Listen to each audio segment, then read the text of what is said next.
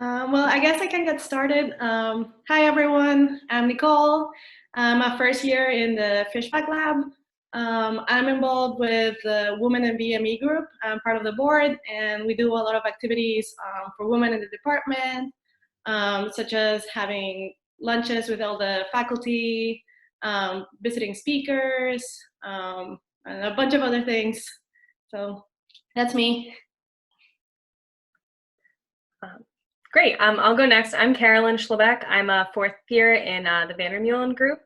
So I'm a little on the older side. So I was involved with sort of reviving the BME women's group here when I was in my first and second year, and I worked a lot with Jan and Mary Lane to get that going, and they were incredibly supportive of that.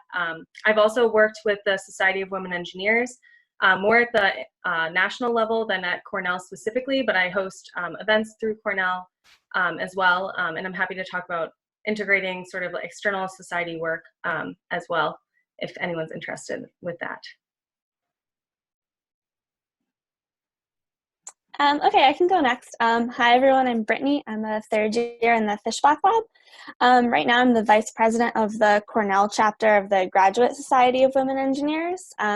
So that's at the Cornell level. It's graduate students, so it's master's and PhD students, and that's involved with women in engineering and also, computer science and technology-related fields from across the university. And we can definitely talk about some of the events that we do within the larger community of women here at Cornell. And I'm Aria Henderson. I'm a first year PhD student in Lead Lab here at Cornell. I don't have any specific leadership roles in any of the women community groups here at Cornell, but I've been to a variety of BMEW or Biomedical Engineering Women group events, as well as some for graduate women in science, which we also have on campus as well. And I think I've been to a couple SWE events as well. So kind of testing everything out since I'm still first year.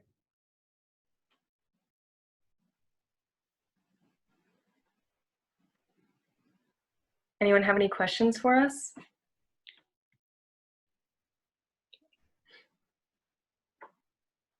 Okay, I see a question in the chat. It's what are your thoughts on Cornell and how the BME department deal with any concerns? Personally, I think I can answer this one pretty well. So when I got here and there was no active BME women's group within the department, as I mentioned, I worked with Jan and Mary Lane to sort of revive it. So Mary Lane and Claudia had been really instrumental in getting the group started years back, and it sort of had diminished a bit. And so we felt like there was a great need in the department to connect the women within each cohort as well as across cohorts, because there weren't as many of us then. And so we felt like the department was incredibly supportive, both financially as well as providing time and resources. So we have female faculty coming in to talk with us. It's not that difficult to schedule with them, and I feel like the department was very receptive and was very willing to act right away to make sure that we felt like we were supported and we would succeed. Just to add a little bit to that, being a first year, I think when I first came into Cornell, I thought, thanks to Caroline, we had the really good support system. It was really nice just to know that you could chat with other women about any concerns that you might have, and that support system was already established. I think our year was 50% women, so woo! I guess going to the next question, if you could talk about SWE at the campus level and the national level, that would be awesome. And how often do you all go to Women in Engineering related conference? Brittany, I think. Oh yeah, I can address the campus level, and then Carolyn, you can probably touch about the national level stuff. Sure. Okay, so as far as the campus level goes, as far as grad SWE is, basically how our organization works is anyone, any graduate student at Cornell in engineering or related fields can be a part of it. You don't have to be a member of the national SWE and pay dues through them in order to be a member of our club. So we're inclusive to everyone. Our events are open to everyone of all gender identities as well. It's not exclusively based towards women, although the problems that we talk about are usually things that women normally face in engineering. But basically how our club works is we're broken up into 3 main sections. So we have professional development, outreach, and social. So our club, we try and do 2 or 3 events a month. So we'll have social events, like we'll go bowling or hiking or movie nights, things like that. For professional development, Carolyn has led a workshop with us about like building your personal brand, having your own website and things like that. We've done events. We did one that's called Dress for Success, talking about different options of things to wear to conferences, which is something that I know is a lot harder sometimes for women to kind of plan out what's appropriate to wear versus, the men, they always just wear a shirt and tie and they're fine and good to go. We do a big networking dinner with professors. That's once a year. That's kind of our biggest event. And we'll do things like resume reviews, or we're partnering with other organizations. We partnered with BME before to do an Adobe Illustrator workshop. We were going to do a latex one that was actually supposed to be scheduled for next week, but unfortunately that's canceled unless we can move it virtually, but things like that. And then as far as outreach goes, we partner with BMES to do Girl Scout Engineering Day. One of the things that we've been doing for a couple of years now is Habitat for Humanity Women's Build Day. So that's through our local Habitat for Humanity section, and it's a day where it's only women that are on site. So there's no men there. No one's going to mansplain to you how to use a drill. But it's a really supportive community, and we love doing things like that. So that's kind of how our club works. It's really nice because I've gotten to meet, students from all branches of engineering, people that, I don't normally interact on my day-to-day life with computer science students, but I get to through this club, so that's great. And then as far as the conferences, so Society of Women Engineers, there's a local conference and a national conference. And each year our club sends, a handful of people, depending on how many that are interested that year, and can sponsor some of them to go to these conferences. So I'll turn it over to Carolyn if she wants to talk about some of the national efforts. Yeah, so basically at the national level, we try to give enough resources to everyone, especially those universities that don't have grad suite groups, especially as active grad suite groups as we have at Cornell. So we do a lot of virtual workshops, which is why I have these like personal branding workshops and things like that that are that I've created as resources for all universities. We also have a mentoring program that matches with both professional and industry mentors, as well as matching grad students to undergrads. And so there are a lot of different roles that you can have, and basically it's a lot of the work is done on your own time, with the exception of doing a monthly meeting. And so that was a little bit more difficult because it's kind of managing 15 people's schedules and everyone calls in and shares ideas. So there's not as much in-person interaction, but it's definitely something that you can easily add on to your daily life in grad school. And in terms of conferences, I would agree with Brittany. The grad suite group here does a really good job of sending a couple people to each conference. In addition to that, there's a group on campus called BEST that provides funding for any type of conference or professional development that you feel would help broaden your experience and to open your eyes to like non-academic jobs a lot of times. So I've gotten funding for 2 different conferences through them. One of them was totally geared towards women in engineering. I will say that the women in engineering conferences are amazing, especially for boosting your confidence. But now I've sort of shifted more towards the technical conferences because I think those are going to be more helpful in my future career. But a lot of those often have like a women's networking event or a diversity networking event. So you can definitely still find, people that you feel comfortable around or that you want to talk to about any specific issues that you've faced. But yeah. So it looks like the next question is the department inclusive as a whole? And I definitely feel like it is. I feel like all of the faculty are really easy to go and talk to if you have any issues. And Jan, as DGS, his door's always open, especially if there's any, you feel like there's any problems or cultural issues. I can let some of the other people say what they think as well.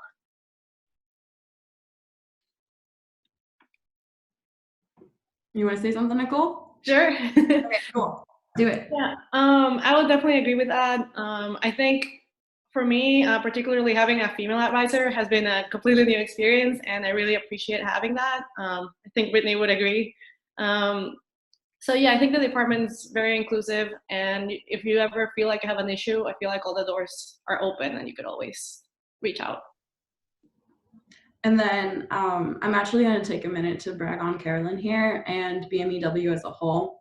So there are two amazing things about BMEW that I really, really love.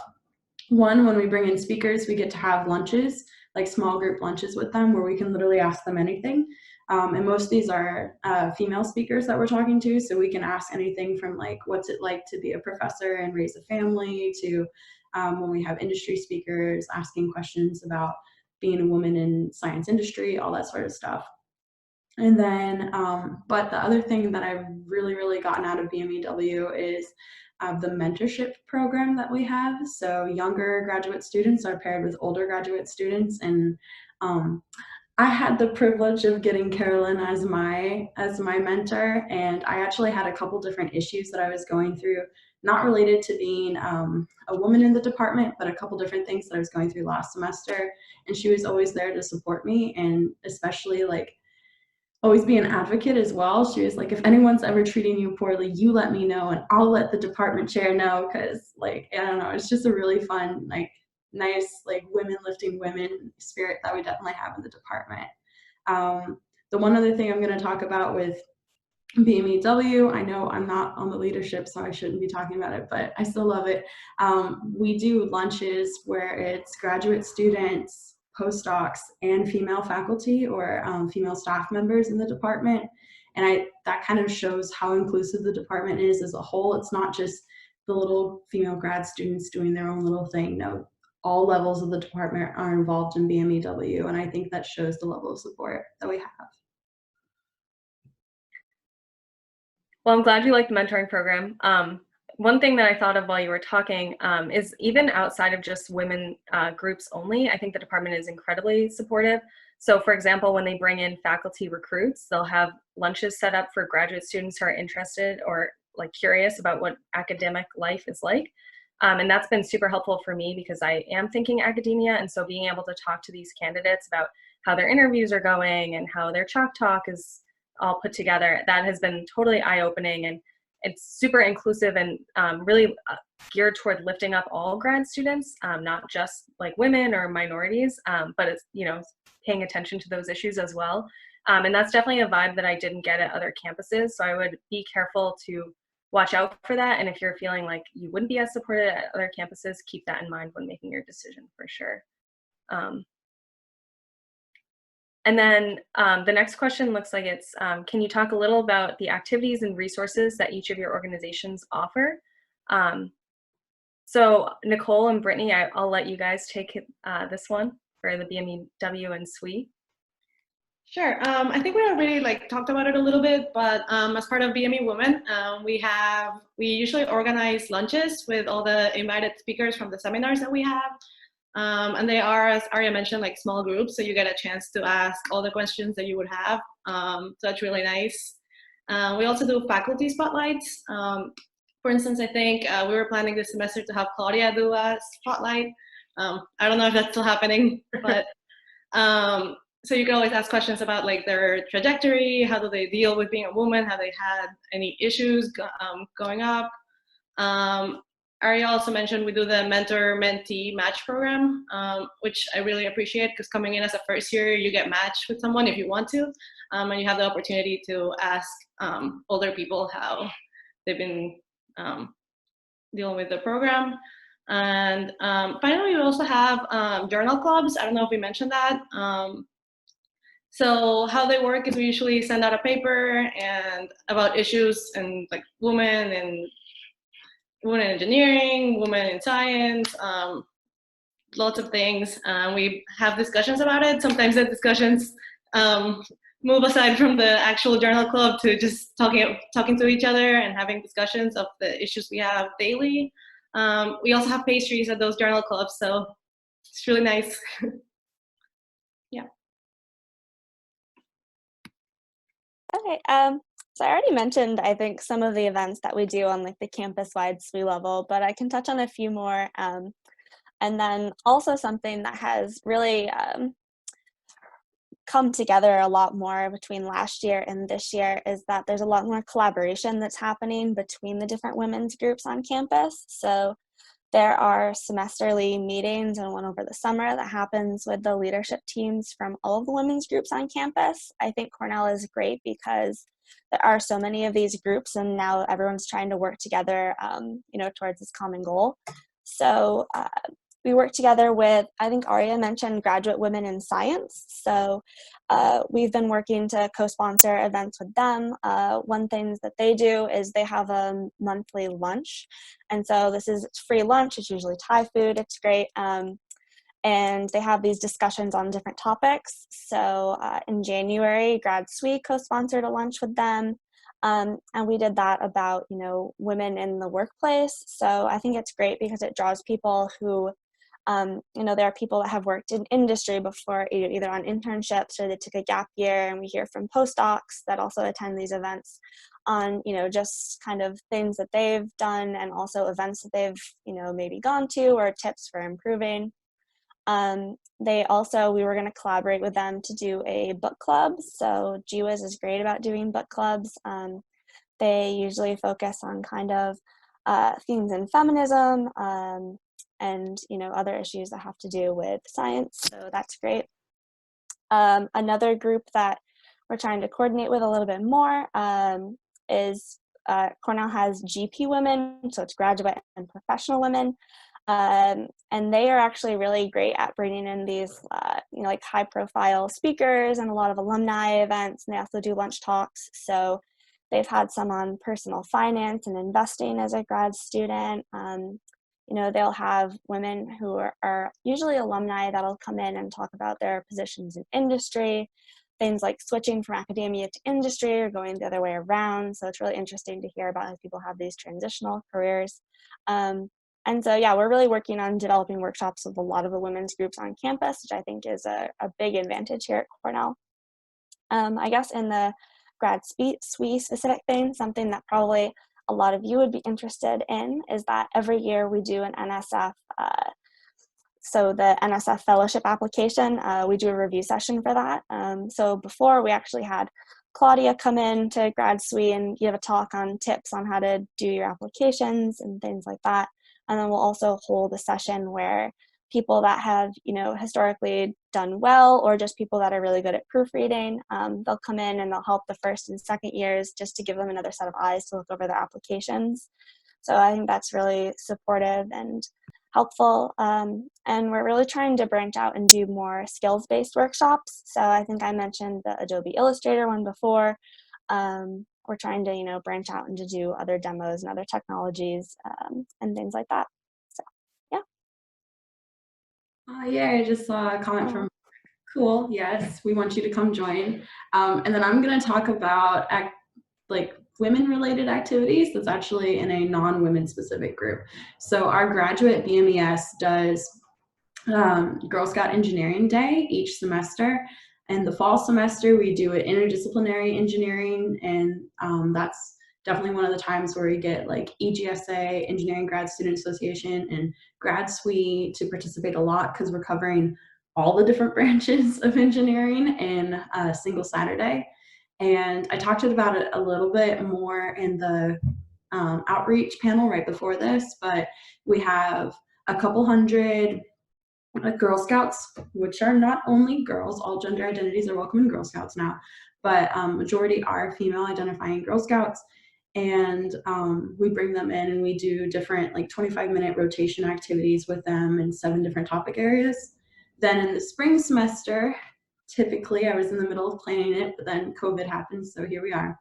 But we have it only focused on biomedical engineering topics, because biomedical engineering, at least from my experience, is something that is really broad, kind of vague, and not really something that gets mentioned as a traditional engineering field, but is a really cool engineering field nonetheless. And then while BMES is not specifically hosting or sending a group to EYH, which is Expanding Your Horizons.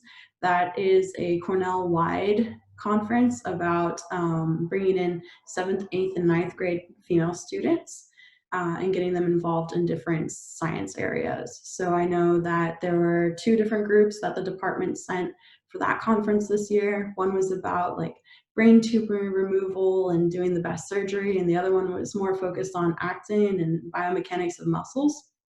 But that's an all-day conference as well that gets middle school age and 9th grade girls more interested in science, and it lets them choose which workshops that they want to go to, which is really cool too.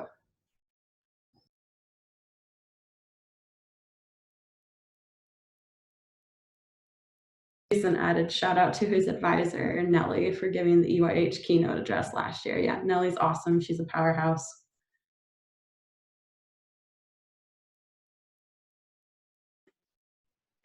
Any other questions? We're here to help.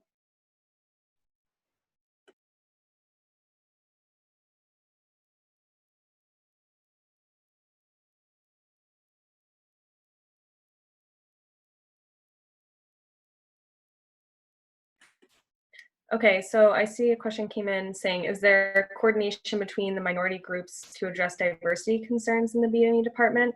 I wouldn't say there's like a strict like email listserv coordinating things, but I do know like the department as a whole is very inclusive and supportive.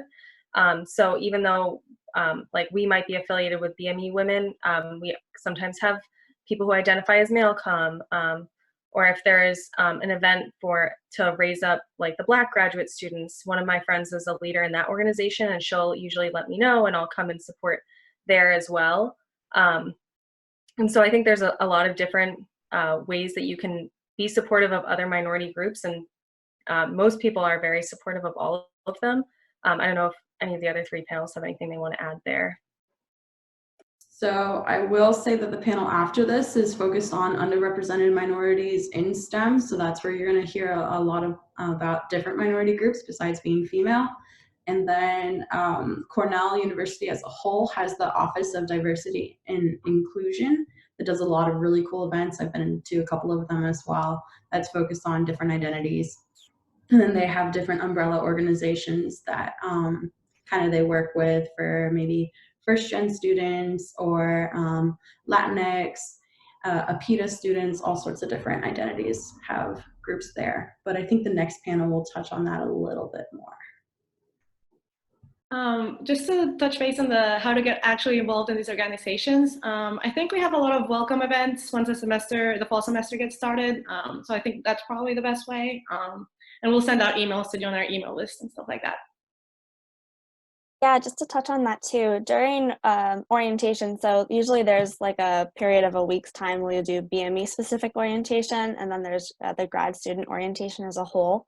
And during those couple of days, there are several like large activity fairs that go on. So a lot of these groups will have booths where you can come and sign up for the email listserv and things like that. So that's one of the easiest ways to get involved. And then we normally try and, at least grad SWE, we normally try and advertise to the different departments to kind of get the word out for our intro meeting where you can come and get involved.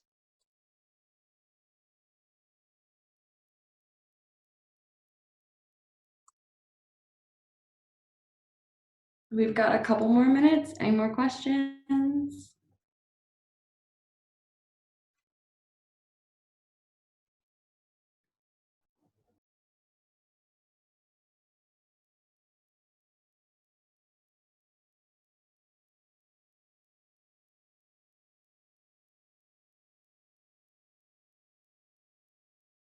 I think just it's important to keep in mind that when you're making your choice on where to go to grad school, go where you're going to be supportive.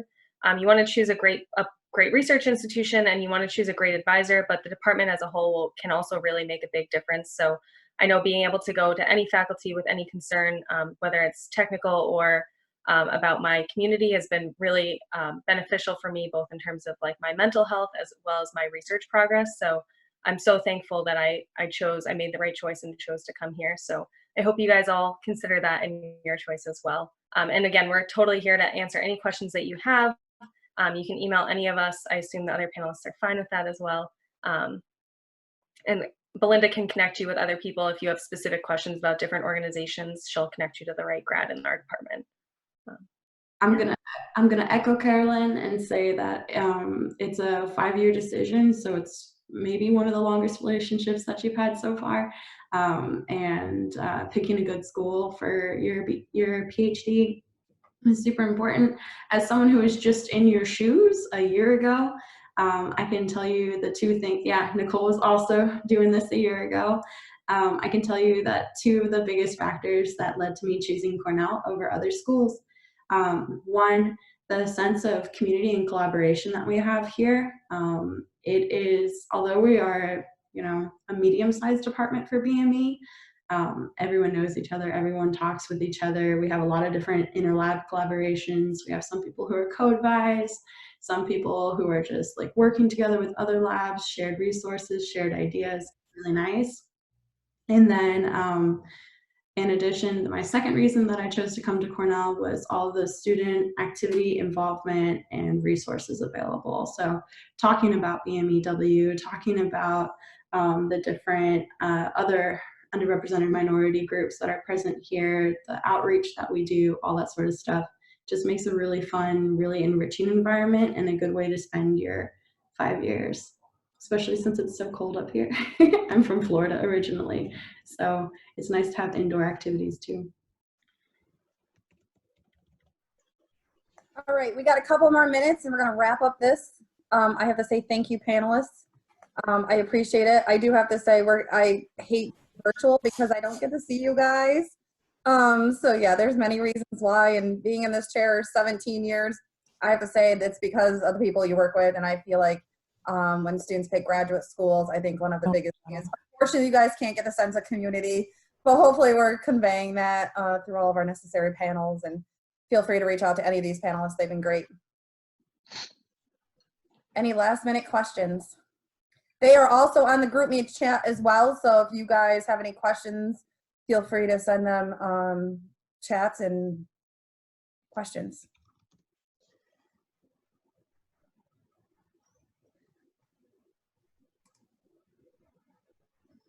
Okay, panelists, thank you very, very much. Please stay safe and healthy. Thank you, everyone. Then I think we just have a couple of minute break, and then I think we'll move into the next session. Nice speaking with all of you.